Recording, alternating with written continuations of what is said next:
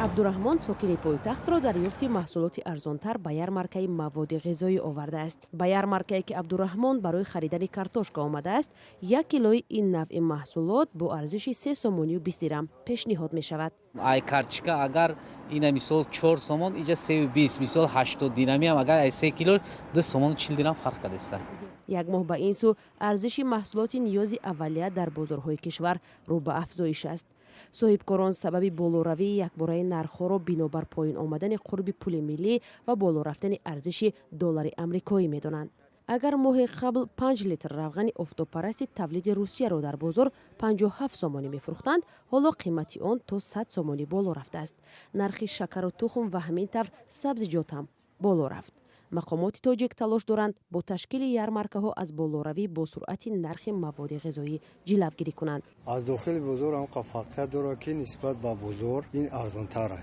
هست مولی که 1 سوم فرق میکند، 1 سوم و 50 درم فرق میکند، هست مولی که 2 سوم فرق میکند. این یارمارکه‌ها را آژانسی ذخیره‌های دولتی و جمعیت تاجیک مطلوبات با هدف مداخله مالی بازار راه اندازی کردند.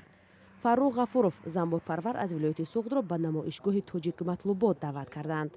از حال آوردگی و نرخ بازار نرخ ما ارزان‌تر. نرخ یارمارکه 60 سومانی ماندگی، نرخ بازار 80 سوم. هرچند مقامات میگویند با تشکیل یارمارکه‌های فروش محصولات نسبتاً ارزان نمیگذارند نرخ‌ها بالا روند، ولی تحلیلگران حدس میزنند که امکان دارد با ادامه وضع از جمله بسته شوی مرزها و جهش قرب دلار ذخیره‌ها هم به اوخی رسد. باید نرخ بازار تنظیم شود. حکومت باید تحت نظارت گیرد. خاطر برای همان محصولاتی که اساسی هستند، گوشت، روان، نان، قند، برنج و خود چیزایی که همین ترزینی استعمالی به داخل میشن، همین نظارت کردن رکاب.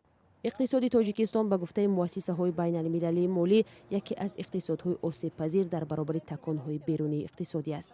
کارشناسان میگویند با توجه به وضع پیش آمده در بازارهای کشور، مقامات را ضرور است به استحصالات وطنی توجه کنند.